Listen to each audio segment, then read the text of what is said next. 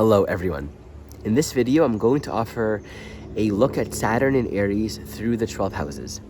Check out my recent video where I shared the core evolutionary themes of this transit. In this video, I'm going to focus on three facets of Saturn in Aries. One is where it might bring up the need to heal a sort of immaturity. This is the immaturity of Aries, acting impulsively, instinctively, according to what I want to do and what I want to feel in the moment, without regard for consequence. So it's more of an adolescent, self-oriented way of being that can be very destructive and not really give concern for consequence. Now, the other side of that is two, where there can be an intense amount of shame and guilt relative to our conditioning to not be overly aggressive, to not use, to repress and push away that instinctive Aries impulse. Oh, I don't want to be too pushy. I don't want to be violating. I don't want to put myself out there too much. I don't want to cause any hurt or any violence or any danger. So there might be a need to unravel that because there's a calling for self-leadership at this time. We need to be able to embrace and build and consciously work on the Saturn in Aries energy to, three, consciously define where we want to take our life. This is where we need to bring our conscious will and agency into it. So the third point is where there's a calling for discipline and more definition relative to what we're consciously developing. How are we taming and cultivating leadership in directing that Aries impulse? What are we going to do with all of this energy? What do we want to create? What are our long-term goals? And so what are we saying yes to and disciplining? And what are we saying no to protect that which we are living for? Now, there's a sort of parenthetical fourth point that we have to bring in because this Saturn in Aries is inseparable from Neptune currently and will be for a long time. So this last point that I will throw in there kind of relates to, as we're doing this disciplining, as we're establishing definition, it really says we're learning how to give meaning and purpose and thoughtfulness into the roles, structures, and forms that we're inhabiting in this life. The Neptune dimension says those roles and structures are meaningless on their own. However, if there was a lack of definition, if we are, I don't want to, embrace it, I don't want to push too much, I don't want to cause more separation, there might be a need to bring more of our personal will into it so we can be a co-creator and embrace structure as a holy purpose. So structure becomes a conduit for meaning. However, if there was too much emphasis or meaning placed on these structures, the roles, our status, who we are, our sense of importance, gender conditioning, wherever in life the identity has become too fixed around these very temporary roles and structures that we play in time and space, there might be a dissolving and a letting go of that. So this is a sort of simultaneous process to the discipline, because we can't discipline ourselves relative to something that's dissolving and ending. So there's a calling for deep introspection, deep thoughtfulness. What truly is my purpose versus what am I trying to sustain and uphold indefinitely because it's what I know and it's who I want to be? There might be a need to unravel many crystallized beliefs in order to begin this new path. That's a big part of what's happening right now during this transit. All right. Before I jump in, a couple announcements. As always, my first year training program is available as a self-study program all year round. You can purchase this anytime, and you can also upgrade to join the live cohort at any time as well. I'm available for sessions, one-on-one sessions, couples readings, and long-term soul-to-soul companionship sessions. And lastly, I have a newsletter that I will often write in tandem with these video teachings. You can subscribe to that on my website. The link to all of that in the description below. Okay, let's get started. Saturn in Aries in the first house. And this is powerful, right? To note, by the way, I use a porphyry house system. So according to this house system, Saturn may have already been in your first house, but now it's entering this new domain and it's charged by the energy of Aries. This does very strongly speak to a new cycle. So one, it can be bringing up, hey, your life may not be getting anywhere if you're still going to act impulsively. Do whatever you want, when you want to do it, but there are things to do. There are deadlines, and you have a personal soul ambition that needs to be claimed, that needs to be embraced. However, if you don't embrace that, if you're not willing to make your mark on the world and establish boundaries, say, this is my goal, this is what I want to do, you may not get anywhere. So there might be a need to unravel any kind of fear of entitlement. You are entitled to live. You are entitled to say, this is what I want to achieve in life. If not, you will find yourself beginning to feel very, very angry, because that first house energy needs a whole lot of freedom in order to move forward in life and know that it has the agency and the freedom, it's unhindered to make whatever choices are necessary. If you're not making those choices, you're going to feel like there's some sort of external authority or parental figure judging you and shaming you and telling you what not to do. But really, it's for you to clarify, what am I saying yes to and what am I saying no to?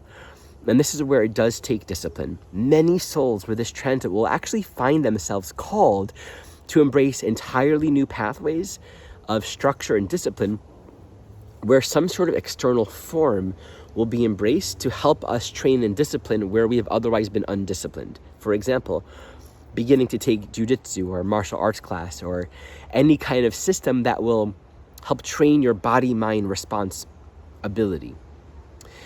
This is to help you learn how to be stronger. You might start working out. You might get a personal trainer. You might enroll in a program or a course. It's going to make you work very hard. Hard work is a part of this transit. And if you're afraid of taking up that space, you're not going to do that hard work. So there needs to be the willingness to claim your destiny with greater clarity and strength, and to understand it's going to take time.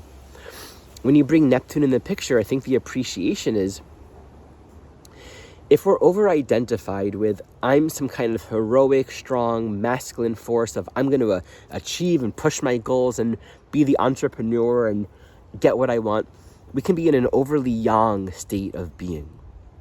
Neptune is like the ultimate yin, but not in the way that we might often think of yin. It's the ultimate yin in the sense that it's like the oneness that permeates everything. It's that which holds and allows and contains all that is. And we might be embracing this sense of authority and importance so deeply that it's getting in the way. It's repressing this greater spiritual impulse for something deeper to inspire and move through us. We might need to dissolve and let go of the sandcastle of importance, because it's repressing that yin, is repressing the quiet, the time for relaxation, for solitude, for a deeper inner looking where we're listening to the divine calling, to the divine whispers that want to guide and direct our life. We're not the boss. We have to be the boss of our life, but we're not the boss. And I think that's an important piece to work out with Saturn, Neptune together in Aries in the first house. Second house. Here, the intention corresponds to really engaging the survival impulse. So there needs to be some level of self-entitlement and self-preservation and a desire and willingness to survive and to be here. Now, there can be a very self-oriented masturbatory quality here. It's like, I'll take whatever feels good and I'll do whatever I want without consequence, without considering the effects. Both the first house and the second house transit can act in that way, whereas that first house is a more yang, rageful kind of energy. That second house is more about preservation and self-sustaining. What do I want? What do I need? I'll take whatever I need relative to what I've determined is valuable in my own life. But that can become very selfish. And then it creates a situation where we can actually find ourselves in a more survival crisis, because that instinctive, immediate impulse is not a way to create long-term stability and success. So we need to be able to define our values without that becoming selfish. But if we're not defining our own values, we're not going to put forward the effort to sustain what we need for a living.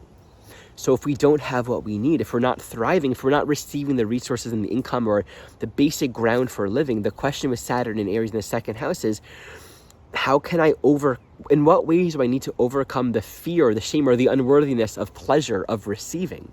Because fundamentally, part of the survival function here is not just a cut and dry, I'm living and I'm surviving. It's the ability to feel good, inhabiting the art, the gracefulness, the sensuality of the body, to actually want to be alive. So as we overcome any kind of shame or unworthiness relative to receiving, we can set our goals, like an animal in the forest finding its prey and knowing, I'm going to eat that animal, I'm going to get that prey. And that's necessary. So what boundaries and limits do we need to establish to live a life of meaning and value what constitutes greater meaning and value in our own life? What do we need on a very practical level? What would we love to do more of all of the time that would just feel deeply enriching for us? To generate that kind of abundance, to build that garden that we love with the foods that we want, means simply tending to it and developing the tenacity to stick with our own leadership in our own life. This is like being a leader of becoming resourceful, taking the lead of establishing a life of value. Now, to bring in the Neptune dimension to it, if there's been a lack of boundaries, a lack of definition, a lack of discipline, there can be a sense of, maybe an indiscriminate trust that it's like I'm living in the wild and everything that I need will come to me. I don't have to put effort towards it. And that can be disillusioning and difficult relative to things not working. And so there might be a need to overcome a sort of spiritual naivety and embrace some structure and definition. Effort is required. And that might mean doing very physical, material things like defining, your budget, determining your income needs and things like that Neptune might actually want to avoid, but is necessary in order to bring agency and leadership into our physical living here. And if there's too much structure that we've identified as meaningful, there can be a sense of wealth and money and sensuality has meaning on its own, but it's empty if it's not giving higher meaning. So there can be easily a dissolving. The inheritance and the wealth that we've built up with Neptune can dissolve and fall away in a moment. The point is not so much what we have in material terms, but the meaning and the value that we've given to our lives. Third house. So think of this example as a child calling out in school, saying the first thing they want to say, or just cheating on the test to get the answers right.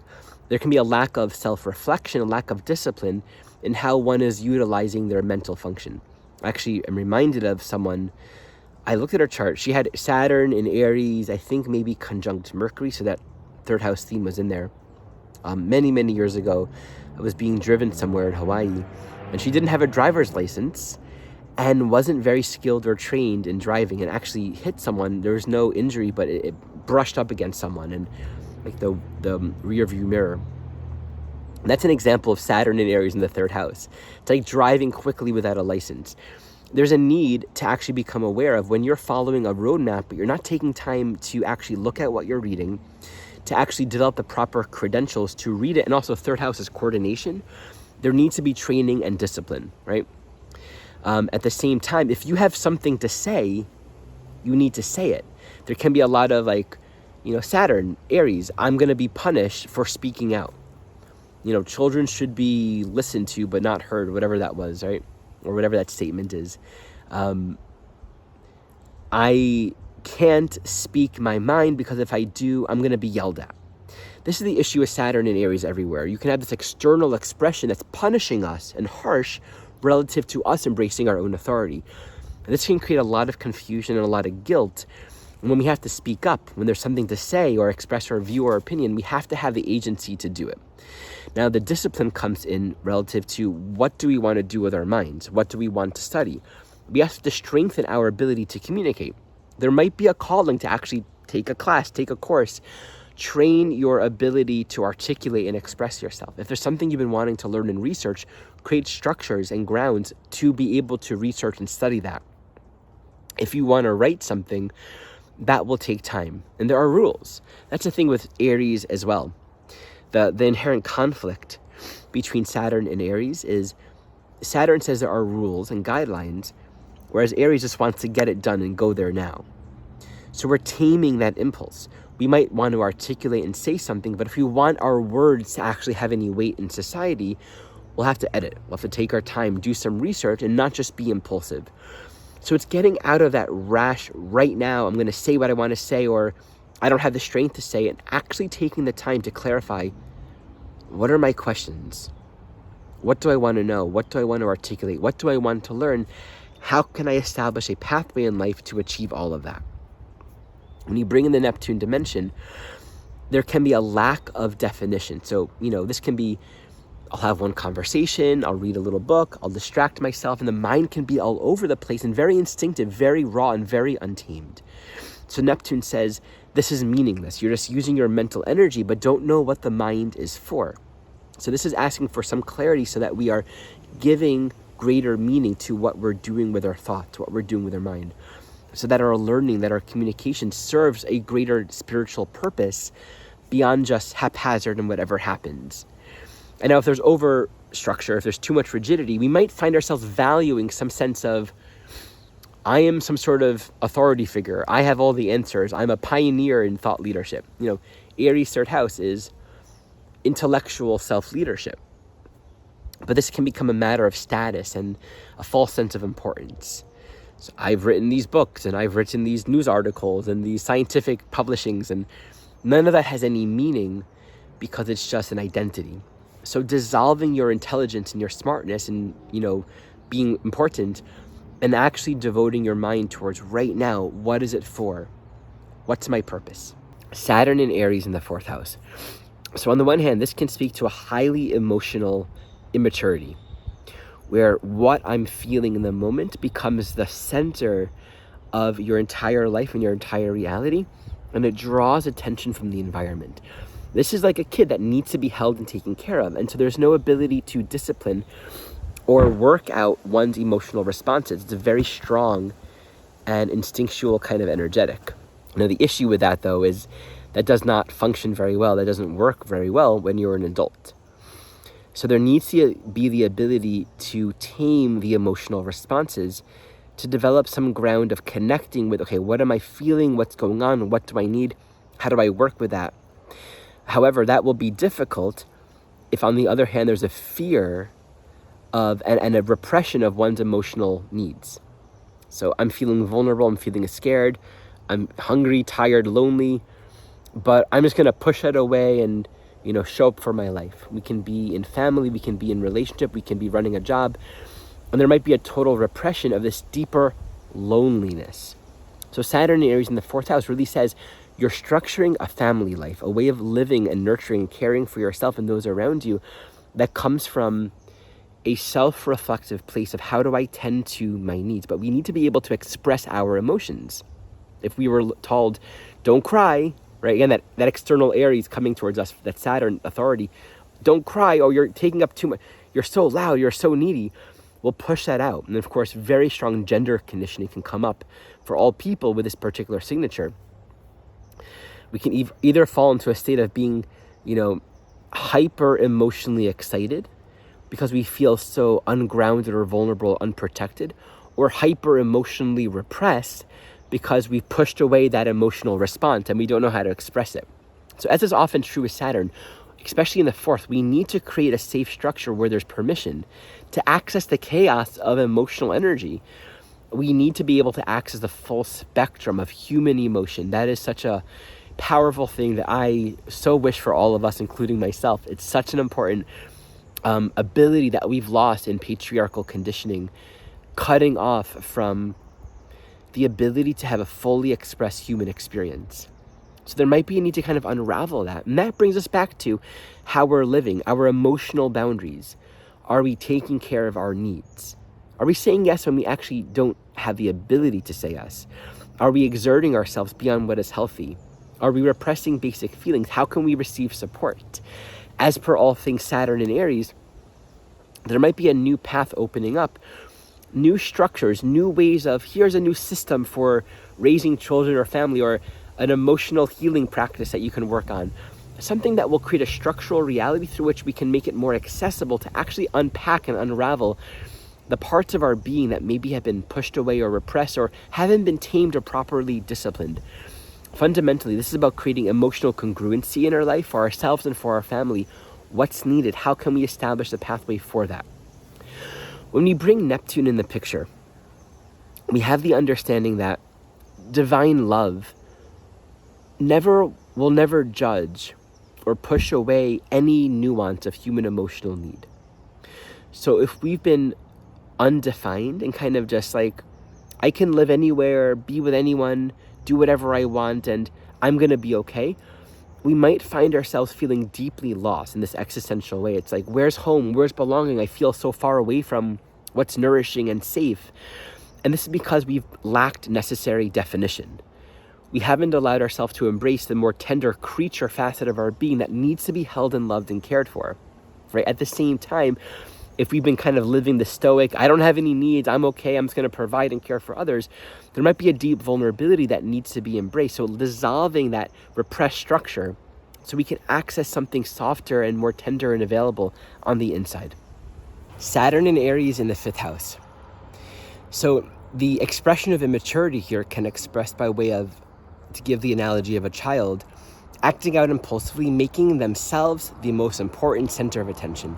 So what do I want? What do I want to actualize? I'm important, I'm the center. It's like going to a party and being like the party favorite, putting on a scene, attracting a lot of attention to oneself. And of course, this is not a healthy or mature expression of that Aries energy. There can be guilt and shame on the other end. Oh, I have all of this specialness to me, but I don't want to be important. I don't want to take up the space. Everyone's going to look at me and think I'm arrogant, that I'm entitled, that I'm selfish. So we can have that dichotomy where there can be a lot of guilt and uncertainty relative to how bold and courageous and out there should I be. If I'm forward, if I express my will, my desires, my purpose, my importance, people will think I'm just conceited. So there's a need to be able to embrace the self-authority of I have a purpose. There's something unique and special about my life, and I won't actualize it, whether it's career, business, or just being able to express my heart, my passion in life, and being more authentic and forward about it. I need to embrace this facet of my being and create the discipline and the structure in my life relative to what do I want to actualize. If there is something unique and special within me, it's my responsibility to live a life that will allow that to grow and build and strengthen over time. It's like taking care of a child that has all of this wild energy. You don't want to shame this child. You want to say, you are special. There's something unique about you, but it's going to take time. Let's find out what you're really passionate about, what you love, what's exciting and innate to your own genius. Let's strengthen and build it. That means we're really going to focus on what you love and where your joy is. And that's going to be hard work. It means you're going to dilly-dally less, but there's going to be much more meaning and purpose in this path. Now, to bring Neptune into the picture, if there was a sense of I'm important, look at me, I'm the top of everything, I'm so creative and inspiring, maybe there is a lot of status, maybe there's a lot of fame, maybe there's a great social recognition, and you're like this public, well-known, heroic figure, that is like a sandcastle that can all dissolve. Neptune wants you to renew your life to this moment. What is my purpose now? Don't give meaning on just the external form, status, recognition, validation coming from the outside. Renew that sense of direction and purpose now. Now, if there's a lack of definition and structure, this could be easily, I'm giving a lot of life and love and attention to other beings. I celebrate life. I encourage and champion everyone, but I feel like I'm being left behind and no one's really seeing me. Am I ever going to get the light? Am I ever going to get the spotlight? Am I ever going to be important? And so there might be a need to grow up out of that innocence and learn how to claim and take up more space. It's not wrong. You taking up that space and claiming your unique purpose is how the divine acts and expresses through you. Saturn in Aries in the 6th house. So on one level, this can express as the immaturity of creating crisis in our lives by way of neglect. Doing whatever you want to do, not taking care of the chores and the details, like grooming, brushing your teeth, taking care of the bills, picking up after yourself. A very raw and instinctive, I'll do what I want in the moment. That induces a growing sense of crisis where it's like living in a hyper-stress state. In fact, when you combine Aries and the 6th house, it's hyper-stress. Like there's always something to do, a lot of busyness, but not necessarily a lot of completion. And the other end of that can be a sort of like hyper-perfectionism. Very self-aware, very self-refined, very self-chiseled, and carrying a lot of internal inadequacy. Like there's something wrong with me and I always got to do more. So perpetually overcompensating. And this can express as always doubting yourself. Like you've never done the job good enough. And so you're always correcting it and refining it. And that becomes very isolating. Or you're just too flawed to begin. Right? Well, if I start, what if I make a mistake? What if I go too far? So I'm not going to take the yoga class because I can't touch my toes, right? All the ways in which we can improve ourselves, that Aries energy is held back in self-doubt.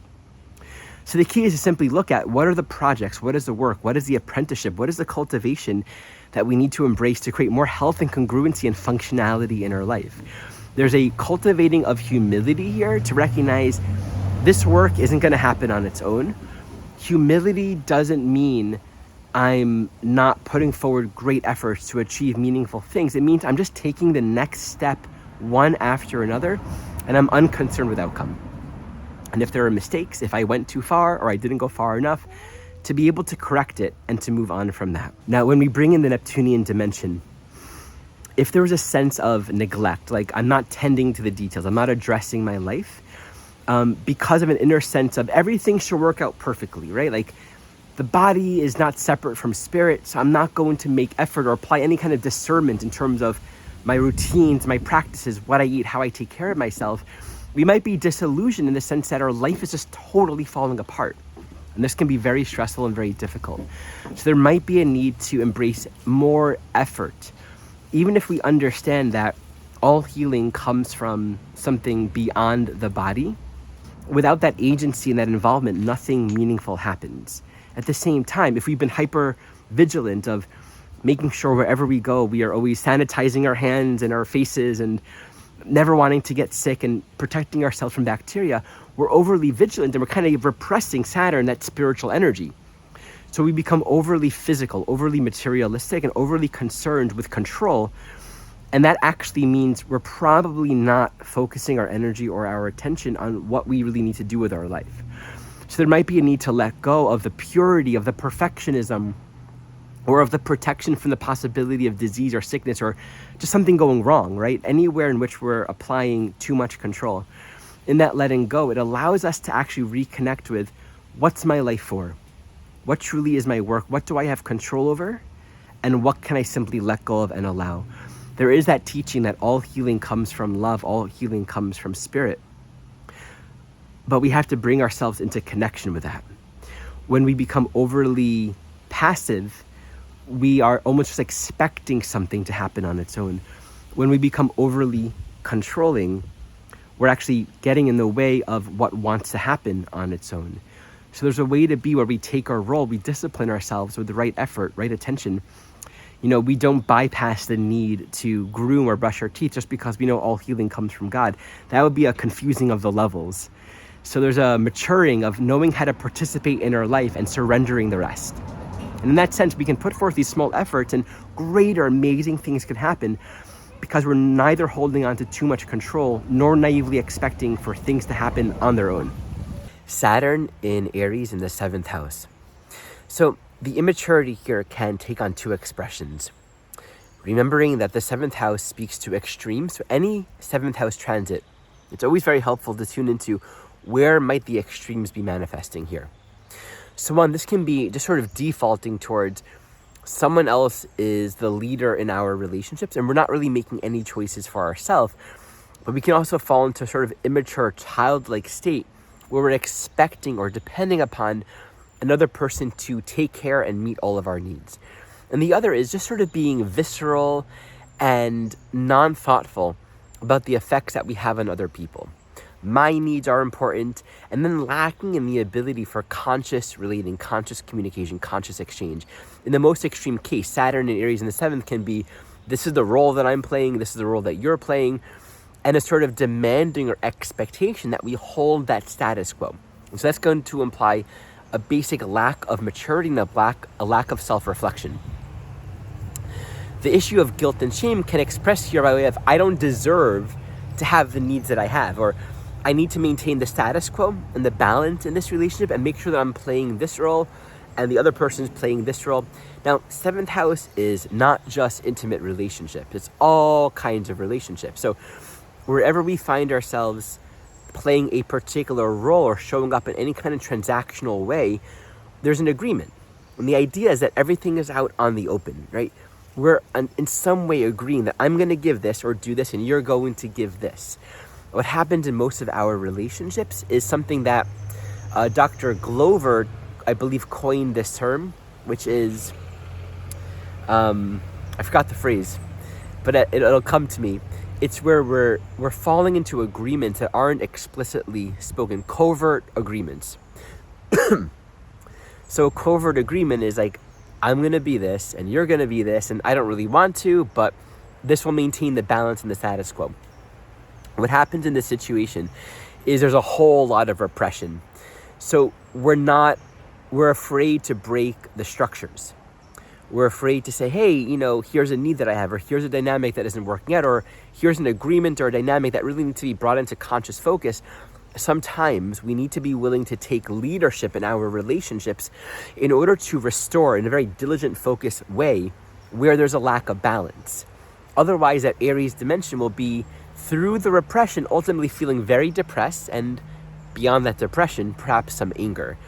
Anger is what happens when we're not honoring the necessary boundaries that are natural in any kind of situation. So there might be a need to overcome the shame and the guilt in feeling what we feel. Seventh house corresponds to feelings, in communicating what we need to communicate. Now, the discipline and the maturation that's required here is actually learning how to do relationship.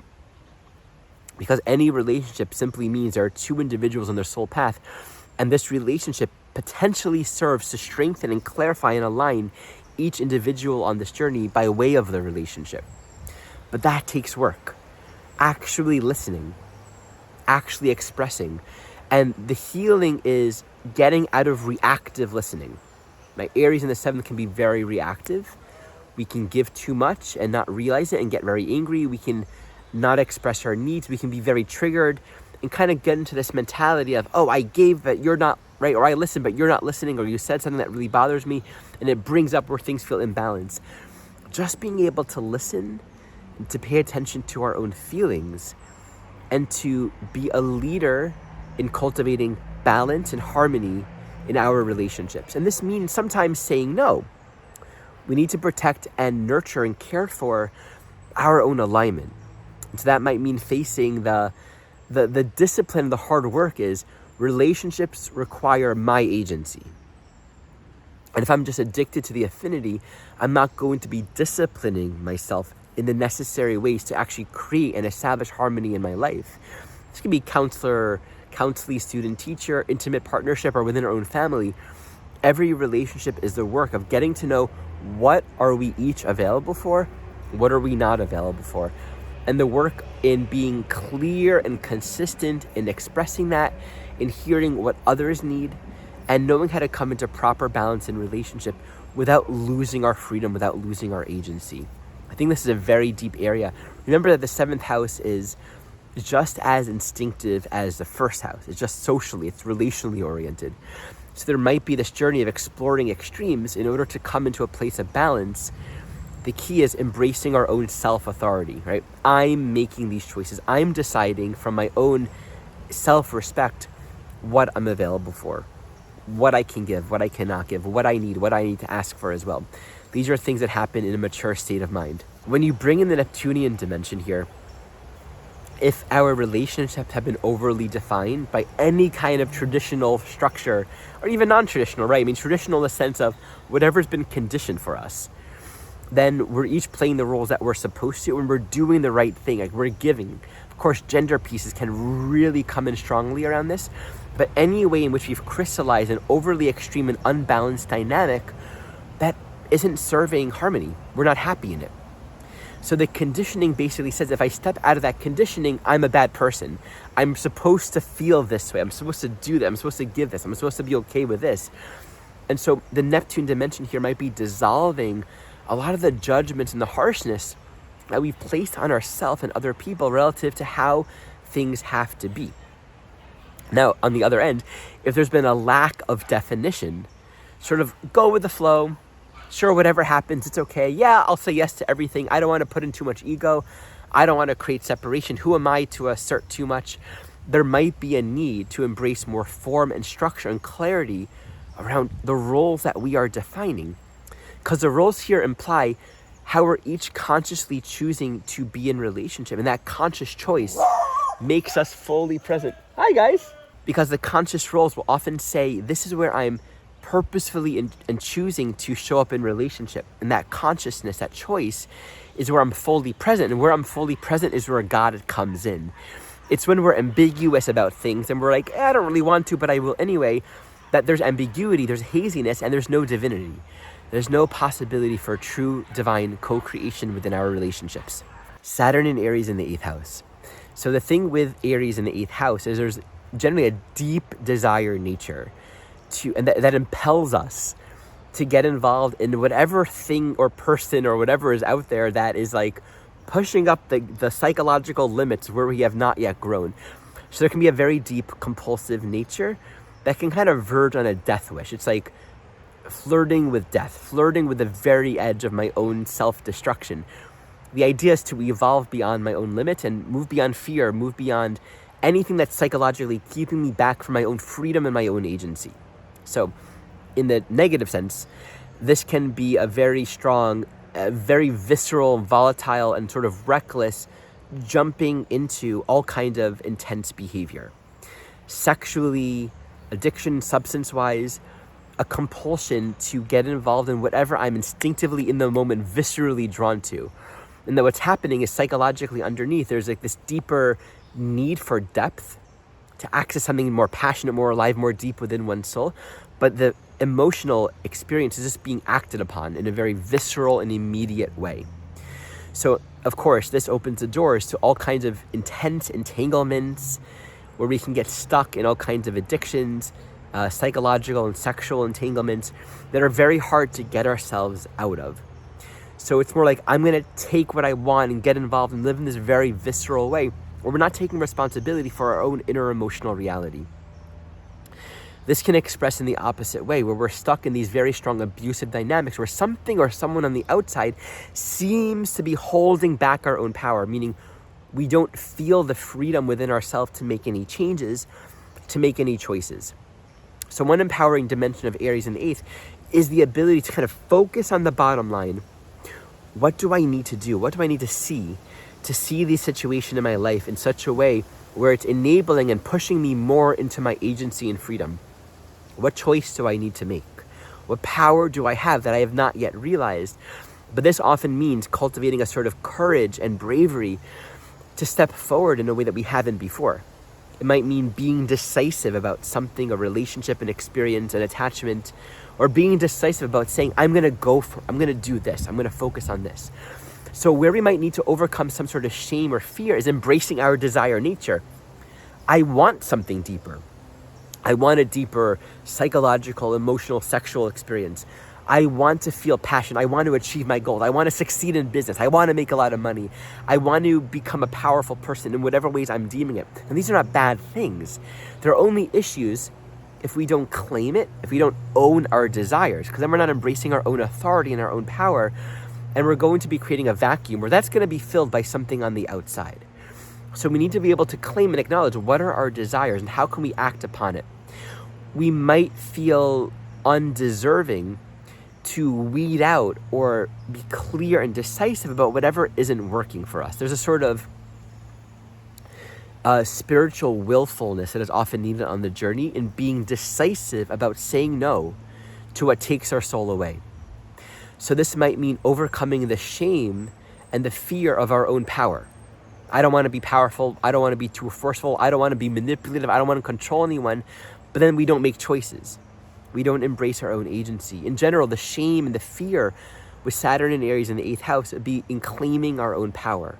Whether it's embracing something that we want, because the shame is, it's bad to want it's bad to be selfish. It's bad, that's dark, that's evil, that's manipulative, right? But we have to own that. Or if it's being able to embrace our will to say no to something and make a distinction, being able to weed out elements of our life that are not healthy. That's often a very important part of Aries in the 8th house, the decisiveness to say no, so that we can clear it and we can move on and evolve. Now, in all cases, the discipline that's needed here is being a leader of our own soul journey. I'm taking responsibility to be the one who decides what I let in, what I don't let in, what I'm committing to, what I'm not committing to. If we want to become successful, if we want to achieve our desires, if we want to grow our business, if we want to overcome addictions and grow healthy. The thing with the 8th house is it can really express in all kinds of areas of our life, wherever we're seeking to grow and connect more deeply to our inherent soul power. But this takes discipline. If we want to merge with a greater potential of power within our own soul, that means not just being rash and instinctive, it also means not being afraid to be decisive about our own life. For example, if we're wanting a deeply committed relationship where there can be a space for a deep emotional sexual experience and exploration where we can grow through it, that means we have to have great amount of boundaries and clarity around who and what we let in, how and where, right? There needs to be a clarity of how are we strengthening and cultivating our own soul self-leadership so that we're becoming available for the depth of experience that we want to create and establish in our life. It means really becoming aware of addiction patterns, or, oh, this feels really, I'm going to run into this because it's a way of giving myself some kind of depth, but I'm not really building any roots. So there might be a really important learning journey of how to transmute a lot of grossly unrefined, impulsive energy so that we can direct it towards more meaningful self-cultivation and creativity. This might mean getting involved in different psychological practices, or again, even martial arts, or anything that will really take us to meet our fears or our psychological edges so that we're learning how to transmute. There can be a path of exploring Tantra, but this means really learning how to embrace relationship from a ground of spiritual maturity, not just as a way to act upon our impulses or run away from our deeper underlying loneliness. I think it's the fear of being alone, the sort of existential, I'm out there alone floating as a soul with no ground, that often keeps us from being decisive. And so the discipline here is, again, in that soulful self-leadership, pulling out the sword of your third eye and seeing your dynamics very clearly for what they are and letting nothing hold you back from the power that is your birthright. When we bring in the Neptunian dimension here, if there's been a fear of, I don't want to embrace my desires, my passions, sexuality, where I want to explore my power in this world, that's wrong, that's taboo, that's dark, that's separation. There actually might be a need to embrace it, because in embracing that, we actually allow for forms and structures to manifest in our life through which spiritual experiences can happen, right? Through which we can cultivate and discover more meaning and something more spiritual and beautiful in our life, because we're actually allowing ourselves to create some structure and boundaries to embrace our desires. Otherwise, there's a weakness in that, right? It's like the desires that we're not embracing don't get resolved. The desires that we don't own and integrate in our life in some way, they don't go away. And so there's actually a possibility for greater spiritual co-creative growth by allowing ourselves to be more a part of it. Right? At the same time, if we're stuck in these disempowering business or relational agreements where our energy is being held up, and there's maybe guilt or shame or fear of letting it go or shaking it up, we might not want to betray or abandon anyone. Like that Neptune in the 8th wants to merge, but if I embrace my own individuality, my own desires, I'm going to abandon someone else, or I'm going to be, walking away or leaving. And that's like the opposite impulse of that unity energy, right? But sometimes there needs to be decisiveness along the soul journey, which means breaking up structures that have become overly crystallized, that have accidentally gotten in the way of our divinity. We never want our soul, this infinite, powerful energy, to get hooked and entangled in anything that will obscure the infinite power that we contain on the inside. And so when we build relationships, it's important that the relationships don't, in a very tricky way, compromise our inherent freedom. Right? Commitment is not the same thing as compromising freedom, but so often they come together, and then it can become spiritualized, right? I'm surrendering and I'm letting go.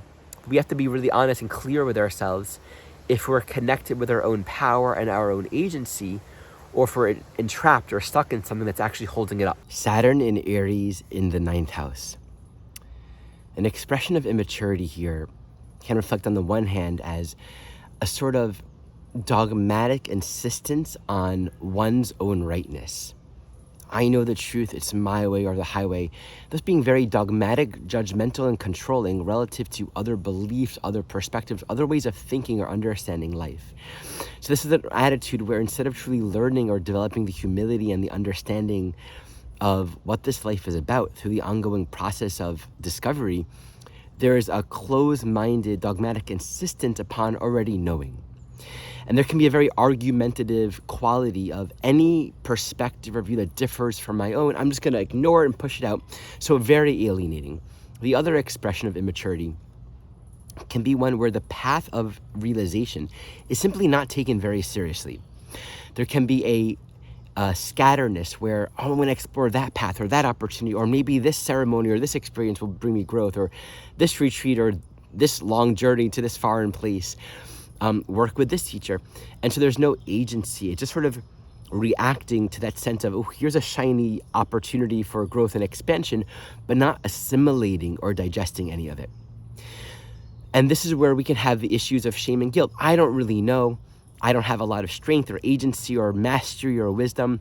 I don't understand. And so it's not okay for me to speak the truth. If I speak the truth, if I share what I know, I'm going to alienate someone. I shouldn't be too certain of myself. I shouldn't be too clear about my own knowing. That will be dogmatic. That will push others away.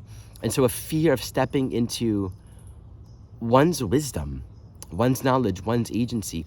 And to step into one's wisdom is to recognize and claim and own that we each have the capacity along this journey to establish insight, direct knowledge, true, authentic understanding. Understanding that doesn't come from believing something or following something from the outside, but one that's derived from our own direct experience, our own direct realization. And when it's known, we then have the credentials for it. It's established because we have tasted it, we know it, and what's known is simply irrefutable. Nothing to prove, nothing to explain. It's embodied, and then we can share it and use it to instruct or guide others along the journey. So there's a path of developing cosmological ground, consistency, and clarity. This might be in your journey as a student, in whatever you're learning or seeking to understand or master. It could also be in your journey as a teacher, really strengthening your intuitive knowledge, clarifying what is my truth, what do I need to do to discipline and clarify this journey. Think of the pilgrimage of life. I'm here with a goal. I want to know something, I want to realize something, I want to learn something. So this might mean disciplining and clarifying the boundaries and parameters of what am I studying, what am I learning, what's my cosmological focus. So there might be a narrowing in of many different paths into this is where I want to go deeply. This cosmology, this teacher, this exploration, this is where I'm going to dig deep and grow my roots. Saturn often will speak to lineage and tradition. In the 9th house, there might be a spiritual cosmology or tradition that is drawing you, or to really respect and claim and say, this is what I'm going to anchor in. The discipline and the focus, the limitations that we establish in committing or grounding in a particular lineage or path allows us to simplify 9th house, our life, and say, I'm here for realization, I'm here for mastery, I'm here for deeper insight and learning. Everything else can go. I'm on this path and I'm going to stick with it. When we bring in the Neptunian dimension, if there is too much scatterness, like the openness to the journey, I'll go wherever I go, everyone, everything is my teacher, while that's essentially true, it can create a sort of non-defined diffusive quality where we're not really learning or getting anywhere. And there might be a need to define the boundaries of what we're willing to explore.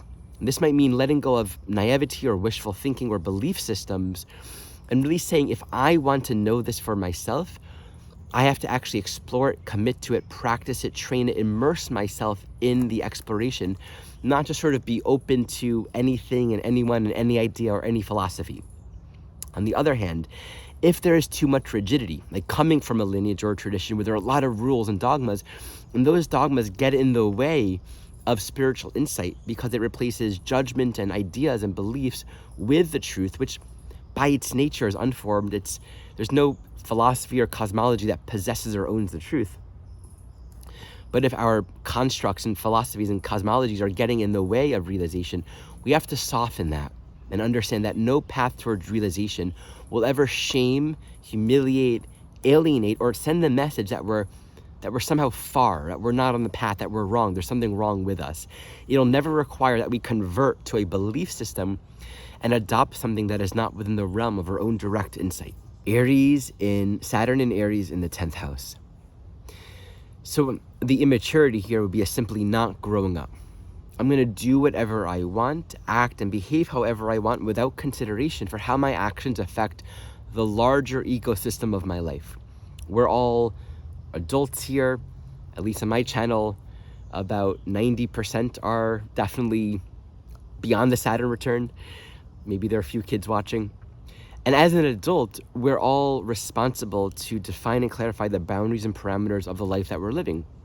Even if it's just beyond the idea of a career or a job. It's where we are all responsible to contribute to society and be mindful of our part within it. We have a role to play. And so when we're denying that role, I'm just gonna cross the street how and where and however I want to and not stop at red lights and act in these overtly unethical ways. They're not these abstract judgments. The idea of unethical simply means not in alignment with what is congruent for the greater good and greater whole. So 10th house corresponds to both where we as a child hopefully learn and are mentored by the authority figures in our life to learn the right way. So we curve our impulses. We don't just act instinctively and do whatever we want. We were trained, hopefully without shame and without guilt, so we can correct ourselves and mature in time in a healthy and good way. But without that kind of training, it can be very easy to grow up where anything's permissible, right? No boundaries, no consequence. I'll do whatever I want. And this can be a prime example of a dictator, right? Just I'll do whatever I want my way. Very harsh, very punishing, very judgmental. Now, the issue with punishment in the 10th house is it goes in two directions. We might be carrying a deep internal sense of I'm bad, I'm wrong, my impulses are bad, repress, sexual feelings, erratic impulses, wrong, no one should know about that, no one should ever find out, I'll be canceled, I'll be a bad person. So I repress a whole lot about myself. And then we can easily project that outwards and become the judger of other people. Shame on you. Anyone who says shame on you, that person is carrying a lot of shame. Absolutely. And it's usually unprocessed, meaning it's deeply internalized. Perhaps in this life as a child, they may have been taught, don't do that, don't say that, you're wrong, you're bad. Okay. So they repress elements of themselves. And then when these other behaviors expressed in society, it's like, oh, that's really bad, really wrong. There's usually something very tight, frozen, and repressed under that shame on you attitude. So we can have a very harsh, very dictatorial, I'll do whatever I want quality, but also a very shaming and judgmental and punishing kind of quality. Now, Saturn in Aries in the 10th house doesn't want you to be living under this weight of shame and oppression or to be judging others. The maturation here is in really developing one strength and one agency. I have a purpose. How do I train myself and discipline myself relative to that purpose? But if we're carrying all of this shame, we might lack the courage and the will and the strength to get our life together. The extent to which we are repressing what is natural, which can easily mean like living our day-to-day job, doing the right thing, but like not feeling good about our life. So there might be a need to unravel some depression. You know, if you're a leader, if you're a warrior, if you're a strong person, but you're not accessing or connected to that strength, or if that strength is associated with bad and wrong, you may not be in alignment with your purpose. So there might be this need to unravel that and reconnect with where's my passion, where's my calling, what do I need to do to establish clear boundaries and discipline in my life to reach my goals. I want to achieve this goal in society. I want to become a master of this. This again might be another great example of getting to the gym, beginning to establish goals. I'm going to build this strength, build this muscle. I'm going to start this new business, and that's going to take time. Saturn in Aries in general can really reflect that. So this is an important thing to speak to.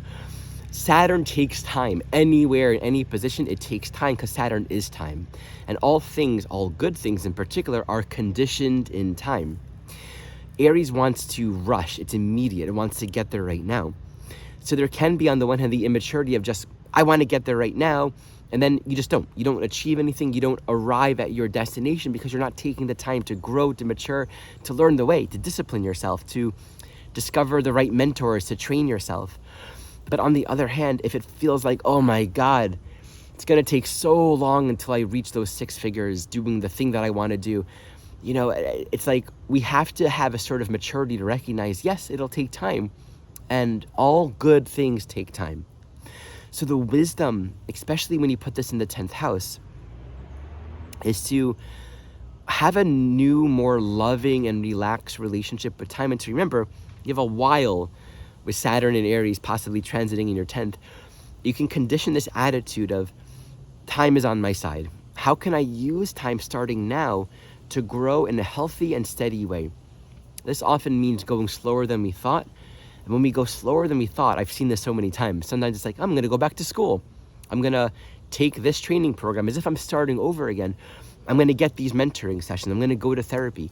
We kind of start from the very beginning where we're willing to give ourselves the ground, the foundation to strengthen ourselves so we can really get to where we want to go without it always being a struggle. When we bring in the Neptunian dynamic, if there's been a lack of structure and boundaries, right? Like Neptune in the 10th can be the absence of that authority figure. No one to give you rules, no one to give you boundaries. So there's a sense of like moral chaos or anarchy in life. There might be a need to then embrace more structure. Many souls with a Saturn, Neptune in the 10th will find themselves turning towards religion, towards more traditional structures after having come from a more open, ungrounded state because they deeply feel like they need to surrender to something that will give them proper guidance and direction in life. If there's been too much rigidity where the structures and the rules are repressive and it's like, I have to do everything right, there's a need to dissolve that, right? To really unravel a lot of these beliefs that have been established around right and wrong, and to realize God isn't judging you. Like love has nothing to do with doing it right and fitting the structures the right way and fitting into these structures and boxes. That's just conditioning. It has nothing to do with truth, has nothing to do with love. So the need to unravel that and actually find out, how does love want to call me forward in life? How am I being inspired to show up in life with a purpose, with greater meaning, with something meaningful to offer to my discipline? My training is allowing me to become a vessel and an instrument to bring something more loving into society by aligning with a higher purpose. Saturn in Aries in the 11th house. So in this signature, we could have like the wacky person in the party. Everyone's like over here doing what they're doing. And this Saturn Aries in the 11th is like over there ping-ponging from like the ceiling to the wall to the floor. It's kind of like doing their own crazy eclectic thing. This can have this expression of, it goes beyond being your own person and not needing to fit in into more of you're being reckless and inconsiderate of the community.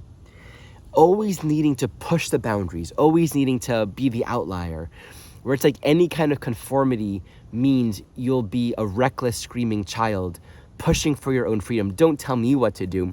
Don't try to limit me. So it's not liberation. It's not even rebellious. It's like rebelliousness for its own sake, just to not be tied down. And so there can be a deep incongruency between you and your actions and the ability to participate and be a part of society or community in any kind of meaningful way.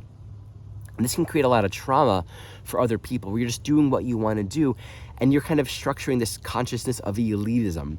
I'm better than, I'm going to do whatever I want to do. I don't care of the effects it has on other people. And if you try to make me conform, if you try to make me be a part of the group, I'm going to stand out, right? And there's a thing about being a part of a group or a community with Saturn in the 11th where you don't have to conform, but there are rules, right? Like if you're taking an astrology class, there are rules. If you're part of a golf club, there are rules for that golf club. Like any kind of group or community or club, it has its own nature.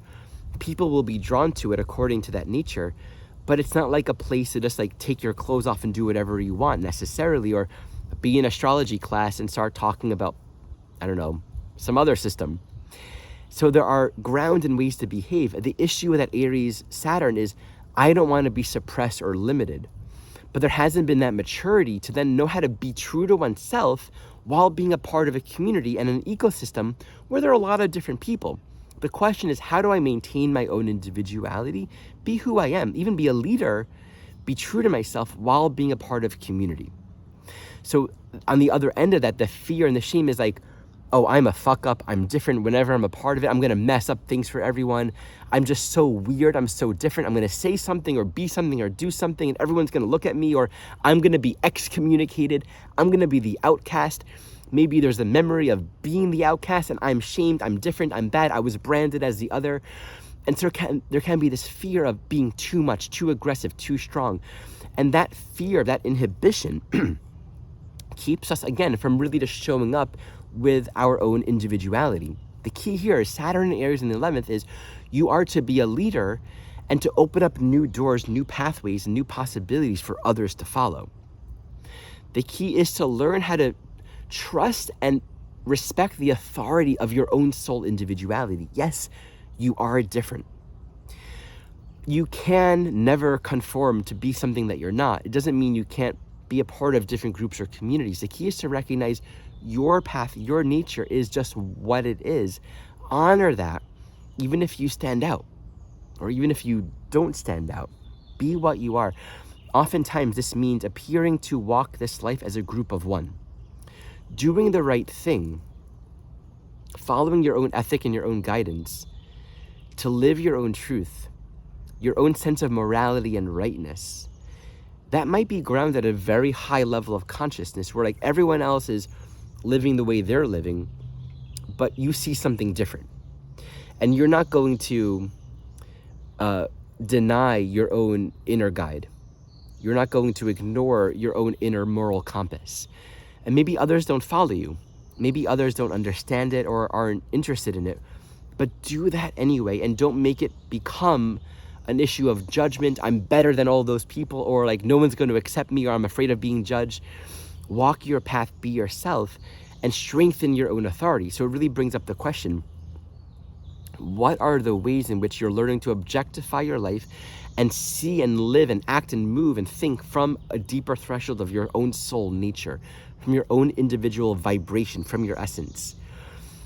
You have a walk in life, and it may not fit into other boxes, but by you walking that, it allows you to be a member of society as a whole person, and to quite possibly open up new pathways where you're going to become a leader that other people can follow. And here's where the discipline comes in. In a reckless place, it's like that need to liberate and access one's essential nature can be a very impulsive, like I need to jump out of airplanes like all the time. But the Saturn limits and boundaries, it's like, are you growing? Are you actually getting anywhere? Or is that a metaphor for an internal growth that you're wanting to experience?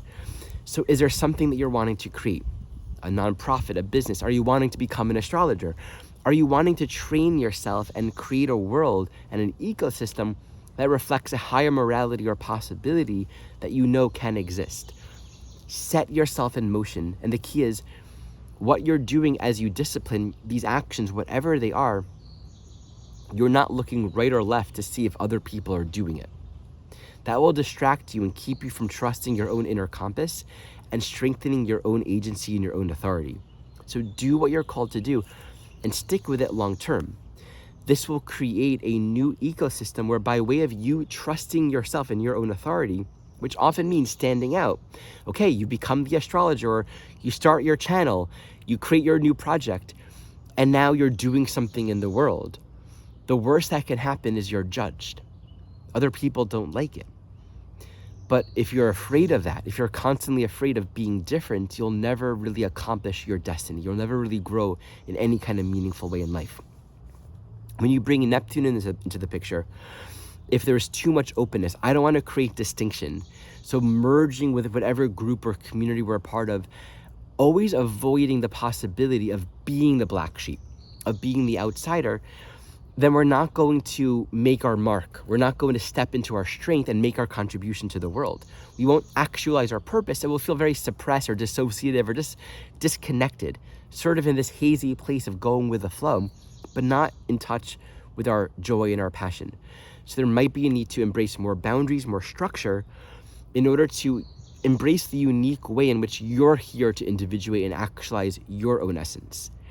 On the other hand, if you're overly conditioned, like, I'm an important person in this community, in this group, in this special members club, I'm the CEO, I've been voted president for the 3rd year in a row, I'm so loved, I'm the respected one. It's all artificial.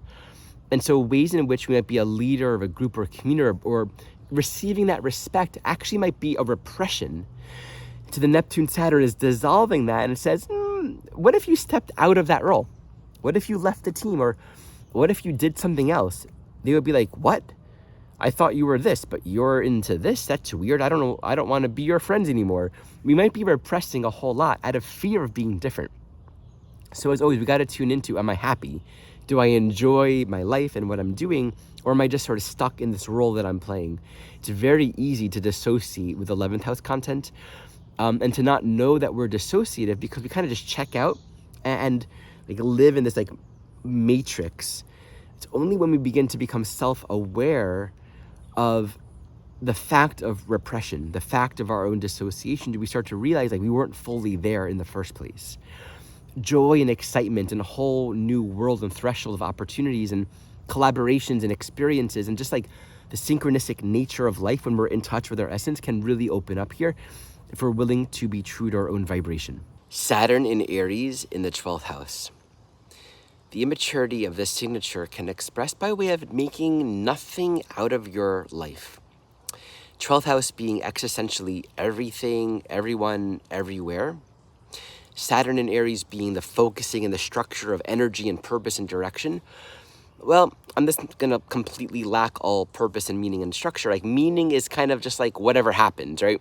I'll wake up in the morning, flow with the next thing, and those Aries impulses, like, ooh, I felt to do this. Oh, that must be where God wants me to go.